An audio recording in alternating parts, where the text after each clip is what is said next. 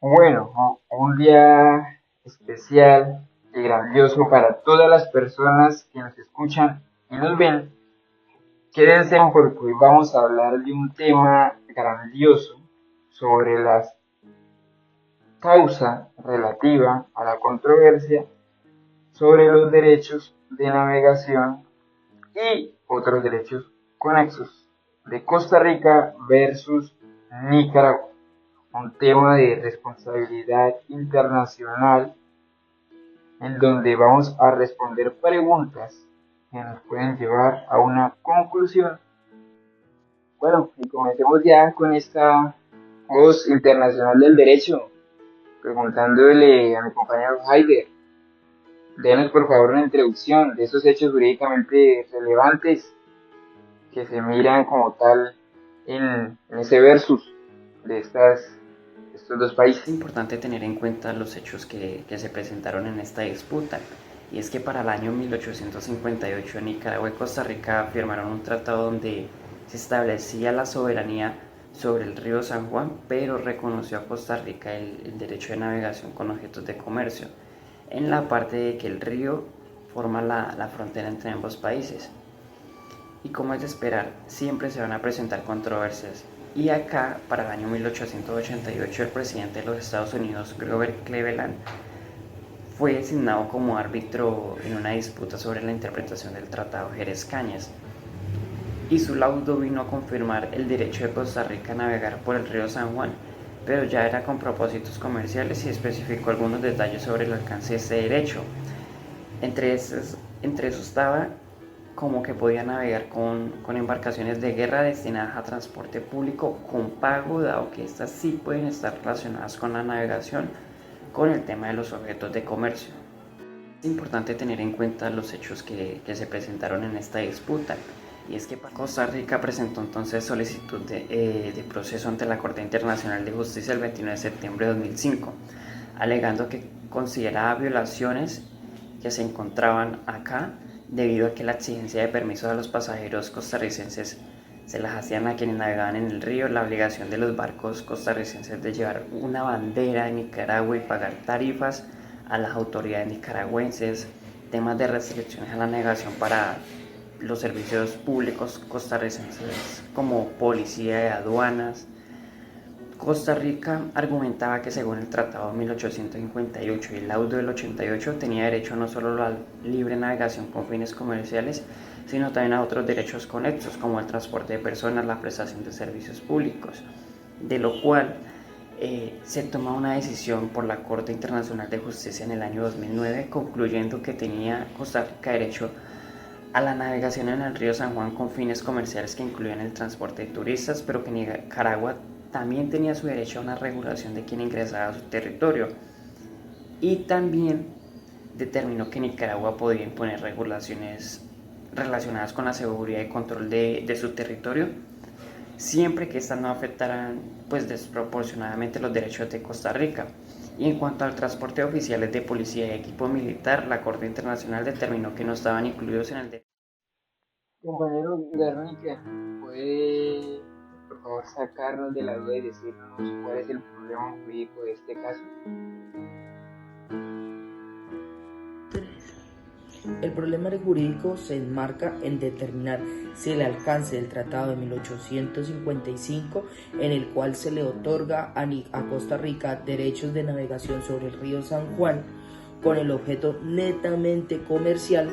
se estaría violando por las distintas limitaciones interpuestas por Nicaragua. Ahora puede decirnos a qué régimen de responsabilidad pertenece el caso que estamos analizando. Se debe entender que este régimen que establece que un Estado es responsable cuando comete un acto que viola una obligación internacional, como se puede evidenciar en este caso. Vemos que Costa Rica alega que Nicaragua, al imponer restricciones como la exigencia de visados, el pago de tarifas, la obligación de izar una bandera nicaragüense, infringió el derecho de libre navegación por el río San Juan, el cual se encontraba garantizado no solamente por el Tratado de Límites de 1858, sino además por el laudo de Cleveland de 1888. Dicho esto, es válido aclarar que la Corte Internacional de Justicia determinó que algunas de estas restricciones no solamente no eran compatibles con el tratado, sino que confirmó que Nicaragua debía respetar el derecho de libre navegación que se le atribuía a Costa Rica. En el derecho internacional, cuando un Estado comete un acto ilícito, es obligación de cesar dicha violación. Una vez escuchado al doctor Andrés Felipe Ramírez Garnica, árbitro internacional, escucharemos al doctor Danilo Sánchez, quien nos traerá a colación la atribuibilidad exigida al Estado para este caso en específico. Doctor Danilo, cuéntenos qué atribuibilidad se le está indilgando al Estado para este caso. Claro que sí voy a responder tu pregunta en esta voz internacional. Bueno, la causal de atribución, pues, el comportamiento que se le pudo cuadrar en Nicaragua son las actuaciones de las autoridades estatales en sus funciones oficiales, dado que el derecho internacional nos ha guiado y nos ha hablado de que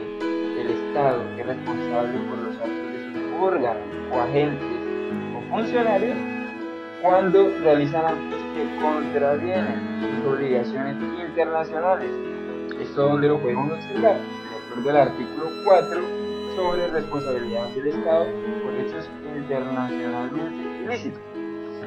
Estas restricciones impuestas por Nicaragua, estas exigencias como permiso, cobro de tarifas, entre otros, han hecho dentro del río de San Juan, han hecho pues que Costa Rica no se quede callado bajo este tema. También se pueden dar extralimitaciones, que está también en el mismo proyecto que nombramos en el artículo 7, que habla de esas extralimitaciones del Estado, que violaron los derechos de navegación de Costa Rica,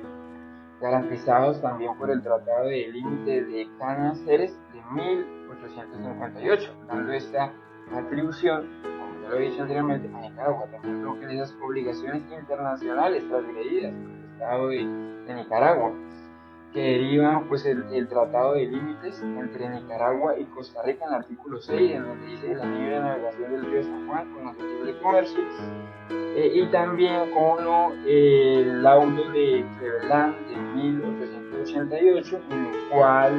que aunque Nicaragua tiene la soberanía de los ríos de San Juan, no puede imponer estas restricciones que obstruyan o impidan una navegación de Costa Rica. Cabe aclarar que son con fines comerciales. Muchas gracias por estar atentos y escuchar de la importancia de lo que se debe tener y de respetar esas obligaciones, porque esto puede generar que estos estados, como estamos viendo en Nicaragua, tengan una responsabilidad por hechos ilícitos, por no respetar una obligación ya preexistente por ese acuerdo bilateral que hacen estos dos estados, ¿no?, en donde se deben cumplir o pues luego van a tener como tal una responsabilidad importante, porque estamos hablando del derecho internacional. Bueno, pero ahora está la duda de cuáles fueron esos principales argumentos de la Corte Internacional de Justicia para tomar esa decisión de la cual hemos estado hablando. Por favor, compañera Angie, díganos por qué la Corte se inclina por esta cosa. Claro que sí. La Corte Internacional de Justicia analizó 3 factores importantes para poder determinar si Nicaragua había vulnerado o no los derechos de libre navegación de Costa Rica. El primero fue el análisis del tratado y el laudo 1858. Esto se analizó con el fin de determinar si Nicaragua, al imponer estas limitaciones a Costa Rica, estaba vulnerando su derecho a la libre navegación. El segundo fue analizar las restricciones y parámetros que impuso Nicaragua a Costa Rica con el fin de mantener el orden público en su país. Se analizó esto de fondo con el fin de saber si estas restricciones sí vulneraban estos derechos o si simplemente era para protección del orden público de su propio país. El tercer argumento que realizó lo hizo mediante un principio por proporcionalidad, y es donde analizó si estas medidas de Nicaragua debían mejorarse o eran aptas para que se impusieran a Costa Rica con el fin de garantizar lo pactado en el Tratado 1858. Y por último, yo creo que no solamente a mí, sino a todas las personas que hoy nos están escuchando,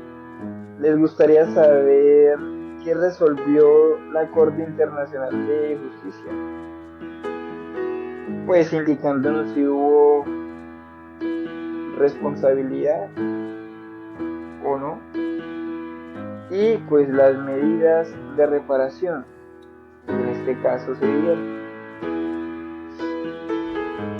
Claro que sí. Para el resolver se utilizaron dos medidas específicamente para poder determinar si Nicaragua afectaba o no afectaba el derecho de libre navegación de Costa Rica. Y es que se determinó que efectivamente Nicaragua